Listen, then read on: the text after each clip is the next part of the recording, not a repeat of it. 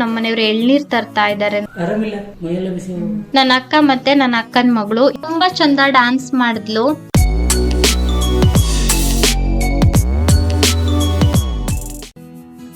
Hello ಸ್ನೇಹಿತರೆ, welcome back to my channel. Good morning ಸ್ನೇಹಿತರೆ. ಬೆಳಿಗ್ಗೆನೆ ವ್ಲಾಗ್ ಅನ್ನ ಶುರು ಮಾಡ್ತಾ ಇದ್ದೀನಿ. ಪೂಜೆ ಎಲ್ಲ ಮುಗಿಸಿದ್ದಾಗಿದೆ. ತಿಂಡಿಗೆ ಹೋಗ್ಬೇಕು. ಸಾನು ಪಾಪು ಕೂಡ ಬಂದಿದ್ದಾನೆ. ಮೊಬೈಲ್ ನೋಡ್ತಾ ಕುತ್ಕೊಂಡಿದ್ದಾನೆ. ಇತ್ತೀಚೆಗೆ ಮೊಬೈಲ್ ನೋಡೋದನ್ನ ತುಂಬಾ ಕಡಿಮೆ ಮಾಡಿದ್ದಾನೆ. ದಿನಕ್ಕೆ ಒಂದ್ ಸಾರಿನೂ ಕೂಡ ಕೇಳೋದಿಲ್ಲ. ಇವತ್ ಯಾಕೋ ಮೊಬೈಲ್ ಕೊಡು ಚಿಕ್ಕಮ್ಮ, ಮೊಬೈಲ್ ನೋಡ್ತೀನಿ ಅಂತ ಹೇಳ್ಬಿಟ್ಟು ಮೊಬೈಲ್ ನೋಡ್ತಾ ಕುತ್ಕೊಂಡಿದ್ದಾನೆ. ಏನಾದ್ರೂ ತಿಂತೀಯ ಮಗ ಅಂತ ಕೇಳ್ದೆ. ಇಲ್ಲ ಚಿಕ್ಕಮ್ಮ, ಏನು ಕೂಡ ಬೇಡ ಅಂತ ಹೇಳ್ದ. ಸರಿ ಅಂತ ನಾನು ತಿಂಡಿ ಮಾಡೋದಕ್ಕೆ ಬಂದಿದ್ದೀನಿ. ಇವತ್ತು ತಿಂಡಿ ಬಂದ್ಬಿಟ್ಟು ದೋಸೆ, ಉದ್ದಿನ ದೋಸೆ. ಸಾಮಾನ್ಯವಾಗಿ ನಾನು ಉದ್ದಿನ ದೋಸೆ ಮಾಡೋದೇ ಜಾಸ್ತಿ. ಈ ಕಾಯಿ ದೋಸೆ ಎಲ್ಲ ಮಾಡೋದು ತುಂಬಾನೇ ಅಪರೂಪ. ಕಾಯಿ ದೋಸೆ ಎಲ್ಲ ಮಾಡಿದ್ರೆ ಬೆಳಿಗ್ಗೆ ಹೊತ್ತು ರುಬ್ಬುತ್ತಾ ಇರ್ಬೇಕಲ್ವಾ, ಹಾಗಾಗಿ ಉದ್ದಿನ ದೋಸೆಗಾದ್ರೆ ಹಿಂದಿನ ದಿನನೇ ಹಿಟ್ಟನ್ನ ರುಬ್ಬಿಟ್ಟಿರ್ತೀವಿ. ಬೆಳಿಗ್ಗೆ ಮನೆ ಕ್ಲೀನಿಂಗ್ ಮುಗಿಸಿ, ಸ್ನಾನ ಮುಗಿಸಿ, ಪೂಜೆ ಮುಗಿಸ್ಕೊಂಡು ತಿಂಡಿಗೆ ಬರೋದು, ದೋಸೆ ಹಾಕೋದು, ಅಷ್ಟೇ ಕೆಲಸ ನನಗಿರತ್ತೆ. ಸಾನು ಪಾಪು ಜೊತೆ ಮಾತಾಡ್ತಾ ಇದ್ದೀನಿ. ಅಷ್ಟೊತ್ತಿಗೆ ಕರಿತಾ ಇರ್ತಾನೆ, ಬಾ ಚಿಕ್ಕಮ್ಮ ಅಂತೆಲ್ಲಾನು. ಇವತ್ತು ಮಹಿಳಾ ದಿನಾಚರಣೆ ಆಗಿತ್ತು. ನಿಮ್ಮೆಲ್ಲರಿಗೂ ವಿಶ್ವ ಮಹಿಳಾ ದಿನಾಚರಣೆಯ ಶುಭಾಶಯಗಳು ಸ್ನೇಹಿತರೆ. ತುಂಬಾ ಲೇಟ್ ಆಗಿ ವಿಶ್ ಮಾಡ್ತಾ ಇದ್ದೀನಿ. ವ್ಲಾಗು ಇವತ್ತಿನ ದಿನನೇ ಶೂಟ್ ಮಾಡ್ತಾ ಇರೋದು, ಆದ್ರೆ ವ್ಲಾಗ್ ಹೋಗ್ತಾ ಇರೋದು ತುಂಬಾ ಲೇಟ್ ಆಗಿ. ಹಾಗೆ ನಾನು ಗಟ್ಟಿ ಅವಲಕ್ಕೆಲ್ಲ ಜರಡಿ ಹಿಡ್ಕೊಳ್ತಾ ಇದ್ದೀನಿ. ಇದು ಸಂಜೆಯ ಕ್ಲಿಪ್ಪಿಂಗು. ಬೆಳಿಗ್ಗೆ ತಿಂಡಿ ಆಗಿದ ನಂತರ ಮತ್ತೆ ನಾನು ಏನು ಕೂಡ ವ್ಲಾಗ್ ಅನ್ನ ಮಾಡಿರ್ಲಿಲ್ಲ. ಗಟ್ಟಿ ಅವಲಕ್ಕಿನ ಸ್ವಲ್ಪ ಜರಡಿ ಹಿಡ್ಕೊಳ್ಳೋಣ ಅಂತ ಬಂದಿದ್ದೀನಿ. ಸಣ್ಣ ಸಣ್ಣ ಅವಲಕ್ಕಿ ಇದ್ರೆ ಅಂದ್ರೆ ಪುಡಿ ಪುಡಿ ಆಗಿರುವಂತದ್ದು, ಹಾಗೆ ಧೂಳೆಲ್ಲ ಇದ್ರೆ ಹೋಗತ್ತಲ್ವಾ, ಸಣ್ಣ ಸಣ್ಣ ಏನಾದ್ರೂ ಹುಳಗಳೆಲ್ಲ ಇದ್ರೆ ಹೋಗತ್ತೆ ಅನ್ನೋಗೋಸ್ಕರ ಜರಡಿ ಹಿಡ್ಕೊಳ್ಳೋದು. ಹಾಗೆ ನಾನಿವಾಗ ಕಾಮೆಂಟ್ಸಿಗೆಲ್ಲ ರಿಪ್ಲೈ ಹಾಕೋಣ ಅಂತ ಬಂದು ಕೂತಿದ್ದೀನಿ. Happy women's day. ಚಂದ ಮಾಡೋಣ. Happy women's day. ಇವತ್ತು ನೀನ್ ನನ್ನ ಹತ್ರ ಎಂತ ಮಾತ್ಬಿಟ್ಟಿದೆ ಮಗ? ಇದೊಂದು ವಿಷಯ ಹೇಳು.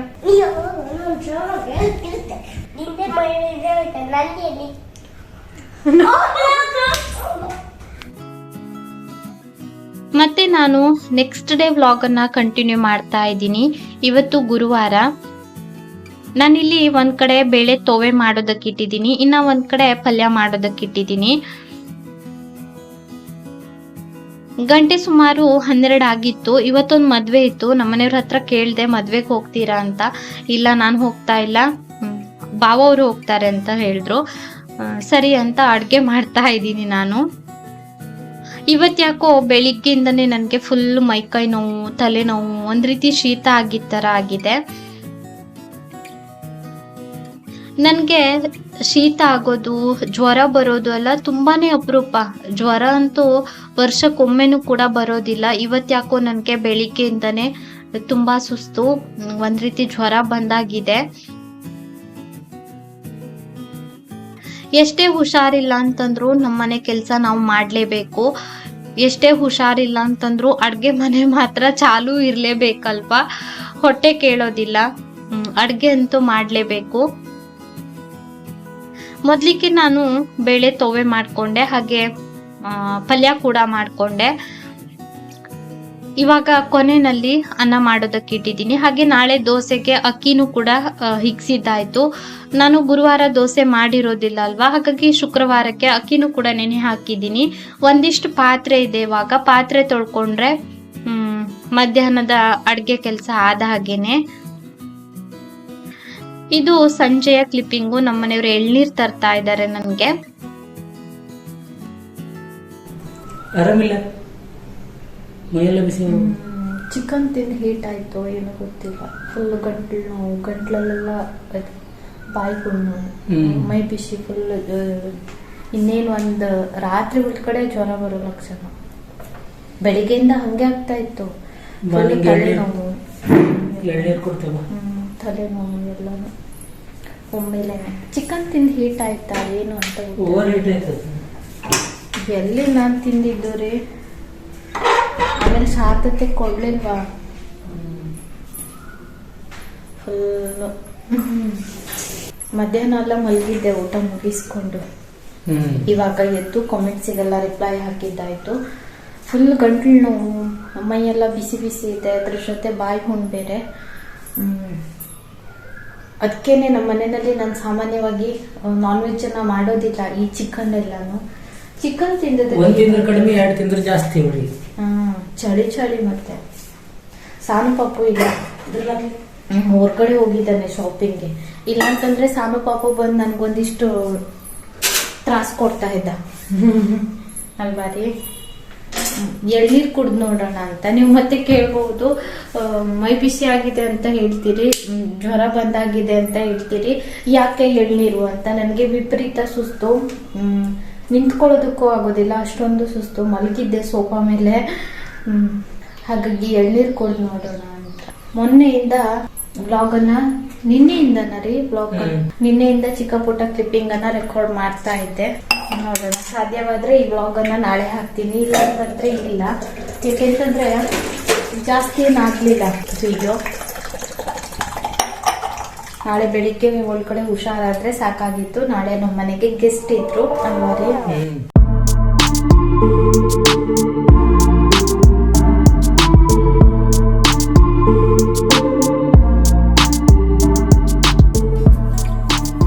ಇದು ಶುಕ್ರವಾರದ ಕ್ಲಿಪ್ಪಿಂಗು. ನಮ್ಮನೆಗೆ ಇವತ್ತು ಗೆಸ್ಟ್ ಬರ್ತಾ ಇದ್ದಾರೆ. ಯಾರು ಬರ್ತಾ ಇದ್ದಾರೆ ವಿಡಿಯೋ ತಮ್ಲೈನ್ ನೋಡ್ತಾ ಇದ್ದಾಗಲೇ ತುಂಬಾ ಜನಕ್ಕೆ ಗೊತ್ತಾಗಿರತ್ತೆ. ನನ್ನ ಅಕ್ಕ ಮತ್ತೆ ನನ್ನ ಅಕ್ಕನ ಮಗಳು ಇಬ್ರು ಕೂಡ ಬಂದಿದ್ದಾರೆ. ಅಕ್ಕ ಇಲ್ಲೇ ಒಂದ್ ಮದ್ವೆಗ್ ಬಂದಿದ್ರಂತೆ, ಹಾಗೆ ನಮ್ಮನೆಗ್ ಬಂದಿದ್ದಾರೆ. ಅನಿರುದ್ಧ ಸ್ಕೂಲಿಗೆ ಹೋಗಿದ್ದಾನೆ. ಕುಡಿಯೋದಕ್ ಬೇಕಾ ಅಂತ ಕೇಳ್ದೆ. ಇಲ್ಲ, ಜಸ್ಟ್ ಊಟ ಮುಗಿಸ್ ಬಂದಿದ್ದ ಅಷ್ಟೇನೆ, ಏನು ಕೂಡ ಬೇಡ ಅಂತ ಹೇಳಿದ್ರು. ಸರಿ ಅಂತ ಎಲ್ಲರೂ ಕುತ್ಕೊಂಡು ಮಾತಾಡಿದ್ವಿ ಒಂದ್ ರೌಂಡು. ನಮ್ಮ ಮನೆಯವ್ರು ಹೋಗಿದ್ರು ಕರ್ಕೊಂಡ್ ಬರೋದಕ್ಕೆ. ಅನುಶ್ರೀ ನೋಡಿ ಫುಲ್ ರೆಡಿಯಾಗಿ ಬಂದಿದ್ಲು ಮದ್ವೆಗೆ ಅಂತ. ಮದ್ವೆ ಎಲ್ಲ ಮುಗಿಸ್ಕೊಂಡು ಅಲ್ಲೇ ಊಟ ಮುಗಿಸ್ಕೊಂಡು ಬಂದಿದ್ರು. ತುಂಬಾ ದಿನಗಳಾಗಿತ್ತು ಅಕ್ಕ ನಮ್ಮನೆಗ್ ಬರ್ದೇನೆ. 1 ವರ್ಷ ಆಗಿತ್ತು ಅಂತ ಅನ್ಕೊಂಡಿದೀನಿ. 1 ವರ್ಷ ಹತ್ತತ್ರನೇ ಆಗಿತ್ತು. ಲಾಸ್ಟ್ ಏಪ್ರಿಲ್ ಮೇ ಟೈಮ್ನಲ್ಲೇನೋ ಬಂದಿದ್ದು. ಊಟ ಎಲ್ಲ ಮುಗಿಸ್ಕೊಂಡ್ ಬಂದಿದ್ರಲ್ವಾ, ಹಾಗಾಗಿ ಸ್ನ್ಯಾಕ್ಸ್ ಮಾಡೋಣ ಅಂತ ನಾನು ಕಡಲೆಬೇಳೆ ವಡ ಮಾಡ್ತಾ ಇದ್ದೀನಿ. ಕಡಲೆಬೇಳೆನ ಬೆಳಿಗ್ಗೆನೆ ನೆನೆ ಹಾಕಿದ್ದೆ ನಾನು, ರುಬ್ಬಿದ್ದೆಲ್ಲ ಆಗಿದೆ. ಈ ಕಡಲೆಬೇಳೆ ವಡನ ನಾವು ಚಟ್ಟಂಬಡೆ ಅಂತ ಕರಿತೀವಿ. ಇದನ್ನ ಹೇಗ್ ಮಾಡೋದು ಅಂತ ಆಲ್ರೆಡಿ ನಾನು ಬ್ಲಾಗ್ ಅಲ್ಲಿ ತುಂಬಾ ಬಾರಿ ಶೇರ್ ಮಾಡಿದ್ದೀನಿ. ಹಾಗೇನೆ ರೆಸಿಪಿ ಚಾನಲ್ ಅಲ್ಲೂ ಕೂಡ ಇದೆ, ವಿದ್ಯಾ ಅಡುಗೆ ಅಂತ, ಅಲ್ಲಿ ಹೋಗಿ ನೀವು ನೋಡ್ಬಹುದು. ಹಾಗಾಗಿ ಮತ್ತೆ ಇವತ್ತು ನಾನು ಡೀಟೇಲ್ ಆಗಿ ರೆಸಿಪಿ ಏನು ಕೂಡ ಶೇರ್ ಮಾಡ್ತಾ ಇಲ್ಲ. ಒಂದ್ ಕಡೆ ನಾನು ಎಣ್ಣೆನ ಕಾಯ್ದಕ್ಕೆ ಇಟ್ಟಿದ್ದೆ. ಇವಾಗ ಇದಕ್ಕೆ ಉಪ್ಪು, ಕೊತ್ತಂಬರಿ ಸೊಪ್ಪೆಲ್ಲ ಕಟ್ ಮಾಡಿಬಿಟ್ಟು ಹಾಕಿದ್ದೀನಿ. ಈರುಳ್ಳಿ ಎಲ್ಲ ಚೆನ್ನಾಗಿ ಮಿಕ್ಸ್ ಮಾಡಿಬಿಟ್ಟು ನಾನು ಇವಾಗ ಕೈನಲ್ಲೇನೆ ವಡನ ತಟ್ಬಿಟ್ಟು ಬಿಡ್ತಾ ಇದ್ದೀನಿ. ಅನುಶ್ರೀ ಮೊಬೈಲ್ ನೋಡೋದ್ರಲ್ಲಿ ಬ್ಯುಸಿ ಆಗಿದ್ದಾಳೆ. ಮಕ್ಕಳಿಗೆ ಮೊಬೈಲ್ ಒಂದಿದ್ರೆ ಸಾಕು ಅಲ್ವಾ, ಎಲ್ಲೇ ಹೋಗ್ಲಿ ಅಥವಾ ಮನೆಯಲ್ಲಿ ಇರ್ಲಿ, ಮಕ್ಕಳಿಗೆ ಮೊಬೈಲ್ ಒಂದಿದ್ರೆ ಸಾಕು. ಅನುಶ್ರೀಗೆ 5 ವರ್ಷ ನಡೀತಾ ಇದೆ. ನಮ್ಮ ಪಾಪುಗಿಂತ 3 ತಿಂಗಳ ಚಿಕ್ಕವಳು ಅಷ್ಟೇನೆ.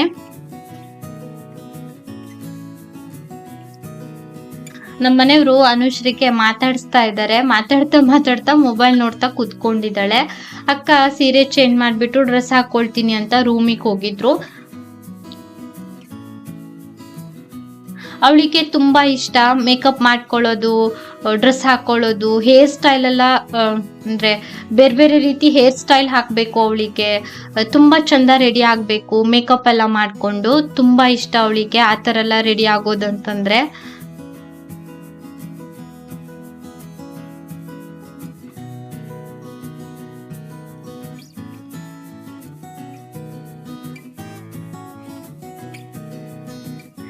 ಚಟ್ಟಂಬಡೆ ಕೂಡ ಬೇಯ್ತಾ ಇದೆ. ಅನುಶ್ರೀ ನೋಡಿ ಕಾಟ್ ಕೆಳಗಡೆ ಬಚ್ಚಿಟ್ಕೊಂಡಿದ್ದಾಳೆ.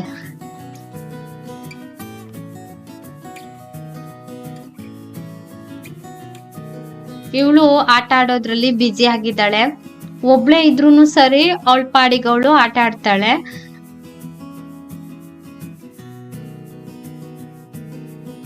ಇವಾಗ ಸ್ಕೂಲಲ್ಲೆಲ್ಲ ಎಕ್ಸಾಮ್ ಟೈಮ್ ಅಲ್ವಾ, ಹಾಗಾಗಿ ಅನಿರುದ್ಧಂಗೆ ಅಕ್ಕ ಸ್ಕೂಲಿಗೆ ಬಿಟ್ಟು ಬಂದಿದ್ರು. ಅನಿರುದ್ಧ್ ಬಂದ್ಬಿಟ್ಟು 3ನೇ ಕ್ಲಾಸ್ ಓದ್ತಾ ಇದ್ದಾನೆ. ಇವಳು ಅಂಗನವಾಡಿಗೆ ಹೋಗ್ತಾ ಇದ್ದಾಳೆ. ಅಕ್ಕ ತಂಗಿ ಇಬ್ರು ಮಾತಾಡ್ತಾ ಇದ್ದೀವಿ. ಹಾಗೆ ನಾನಿಲ್ಲಿ ತಿಂಡಿನ ರೆಡಿ ಮಾಡ್ತಾ ಇದ್ದೀನಿ. ಇನ್ನ ಒಂದು ತಿಂಡಿ ಮಾಡಬೇಕಿತ್ತು. ನಮ್ಮನೆಯವ್ರ ಹತ್ರ ಸ್ವಲ್ಪ ಕ್ಯಾರೆಟ್ ತರ್ರಿ ಅಂತ ಹೇಳಿದ್ದೆ, ಆದ್ರೆ ಅಷ್ಟೊಂದು ಫ್ರೆಶ್ ಆಗಿರ್ಲಿಲ್ಲ. ಈ ಕ್ಯಾರೆಟ್ ಹಲ್ವಾ ಮಾಡುವಾಗ ಸ್ವಲ್ಪ ಕ್ಯಾರೆಟು ಫ್ರೆಶ್ ಆಗಿರ್ಬೇಕು, ಆವಾಗಲೇ ಚೆನ್ನಾಗಾಗೋದು. ಹಾಗಾಗಿ ಕ್ಯಾರೆಟ್ ಹಲ್ವಾ ಮಾಡೋದನ್ನ ಕ್ಯಾನ್ಸಲ್ ಮಾಡಿಬಿಟ್ಟೆ. ಆಮೇಲೆ ತುಂಬಾ ಚೆನ್ನಾಗಿ ಬಂದಿತ್ತು. ಇದೇನಂದ್ರೆ ಬಿಸಿ ಬಿಸಿ ಇರುವಾಗ್ಲೇ ತಿನ್ಬೇಕು, ತಣ್ಣಗಾಗಿದ ನಂತರ ಅಷ್ಟೊಂದು ಚೆನ್ನಾಗಿ ಅನ್ಸೋದಿಲ್ಲ. ನನ್ಗಂತೂ ಏನೇ ಎಣ್ಣೆ ತಿಂಡಿ ಮಾಡಿದ್ರು ಸ್ವಲ್ಪ ಬಿಸಿ ಬಿಸಿ ಇರುವಾಗ್ಲೇ ತಿನ್ಬೇಕು.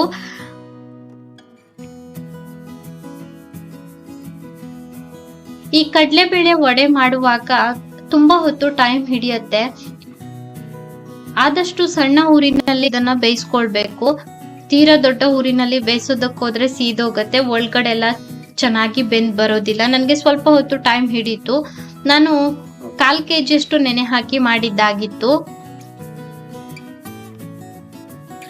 ನಾನು ಕೈನಲ್ಲೇ ತಟ್ಬಿಟ್ಟು ಬಿಡ್ತಾ ಇದ್ದೀನಿ. ಎಣ್ಣೆ ಕವರ್ ಮೇಲೂ ತಟ್ಕೊಳ್ಬಹುದು. ನಾನಿಲ್ಲಿ ಕಿಚನ್ ಅಲ್ಲಿ ತಿಂಡಿ ರೆಡಿ ಮಾಡ್ತಾ ಇದ್ದೆ ಅಲ್ವಾ, ಹಾಗೆ ಅನುಶ್ರೀ ಹತ್ರ ನಾವೆಲ್ಲರೂ ಸೇರ್ಕೊಂಡು ಹೇಳ್ತಾ ಇದ್ವಿ ಒಂದು ಡಾನ್ಸ್ ಮಾಡು ಅಂತ. ಅನುಶ್ರೀ ಚಂದಾ ಮಾಮ ಬಾ ಅಂತ ಹಾಡಿಗೆ ಡಾನ್ಸ್ ಮಾಡ್ತಾ ಇದ್ಲು. ಹಾಡನ್ನ ಹಾಕಿದ್ರೆ ಕಾಪಿರೈಟ್ ಇಶ್ಯೂ ಬರುತ್ತೆ ಅಂತ ಮ್ಯೂಟ್ ಮಾಡಿದ್ದು. ಲಾಸ್ಟ್ ಟೈಮ್ ಅವಳು ಜನವರಿ 26ಕ್ಕೆ ಡ್ಯಾನ್ಸ್ ಮಾಡಿದ್ಲು ಅದೇ ಸಾಂಗಿಗೆ. ಅದನ್ನ ಅಕ್ಕ ವಿಡಿಯೋ ಮಾಡಿಬಿಟ್ಟು ನನಗೆ ಕಳಿಸಿದ್ರು ಕೂಡ. ತುಂಬಾ ಚಂದ ಡ್ಯಾನ್ಸ್ ಮಾಡಿದ್ಲು. ಯಾರು ಕೂಡ ಅನುಶ್ರೀಗೆ ಡ್ಯಾನ್ಸ್ ಅನ್ನ ಹೇಳ್ಕೊಟ್ಟಿದ್ದಲ್ವಂತೆ, ಅವಳು ಮೊಬೈಲ್ ನಲ್ಲಿ ನೋಡ್ಕೊಂಡು ಮಾಡಿದ್ದು ಕೂಡ ಸ್ಕೂಲಲ್ಲಿ. ಇಲ್ಲಿ ಇವ್ರು ಏನ್ ಮಾಡ್ಬಿಟ್ಟಿದ್ದಾರೆ ಅಂದ್ರೆ ಮೊಬೈಲ್ ಅಲ್ಲಿ ಹಚ್ಕೊಟ್ಬಿಟ್ಟಿದ್ದಾರೆ, ಅದನ್ನೇ ನೋಡ್ಕೊಂಡು ಮಾಡ್ತಾ ಇದ್ಲು. ಅಕ್ಕ ಬೈತಾ ಇದ್ಲು, ಹಾಗೆ ಸಾಂಗ್ ಹಾಕ್ಬೇಕಾಗಿತ್ತು, ಅವಳು ಮಾಡ್ತಾ ಇದ್ಲು. ಮೊಬೈಲ್ ಅಲ್ಲಿ ಹಚ್ಚಬಾರ್ದಿತ್ತು, ಅಂದ್ರೆ ವಿಡಿಯೋ ತೋರಿಸಬಾರ್ದಿತ್ತು ಅಂತ ಹೇಳ್ತಾ ಇದ್ರು.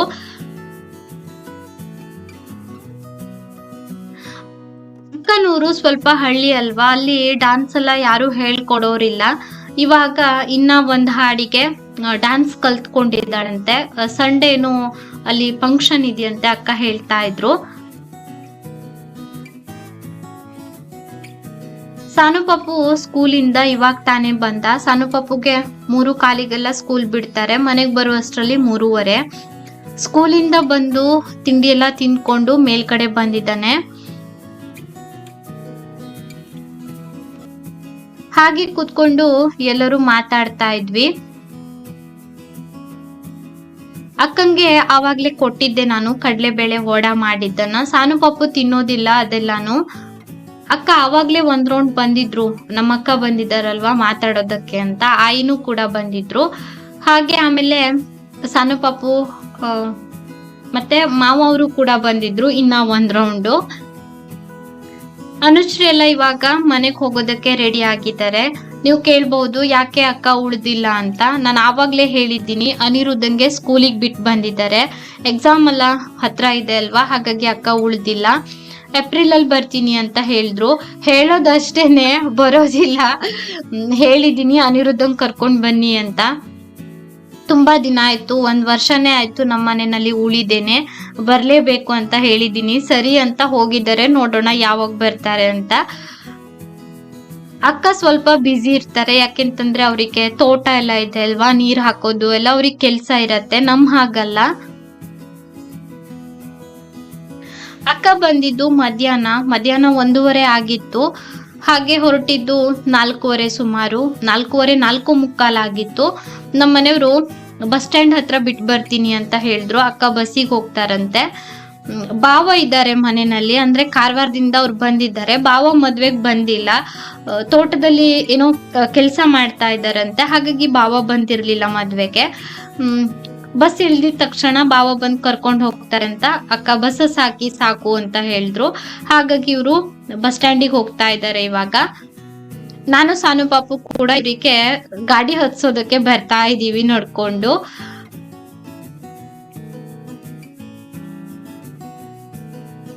ಯಾರಾದ್ರೂ ಮನೆಗ್ ಬಂದ್ರೆ ಖುಷಿ ಅಲ್ವಾ, ಹೋಗುವಾಗ ಸ್ವಲ್ಪ ಬೇಜಾರು, ಇಷ್ಟು ಬೇಗನೆ ಟೈಮ್ ಹೋಯ್ತಾ ಅಂತ ಅನ್ಸತ್ತೆ. ಇವಾಗ ಅಕ್ಕ ಹೋಗಿ ಮನೆಗ್ ತಲುಪೋದಕ್ಕೆ ಏನಿಲ್ಲ ಅಂತಂದ್ರು 6 ಗಂಟೆ. ಯಾಕೆಂತಂದ್ರೆ ಕಾರ್ ಹತ್ತುವಾಗ 4:45 ಆಗಿತ್ತು. ಟೈಮ್ ನೋಡಿದ್ದೆ ನಾನು.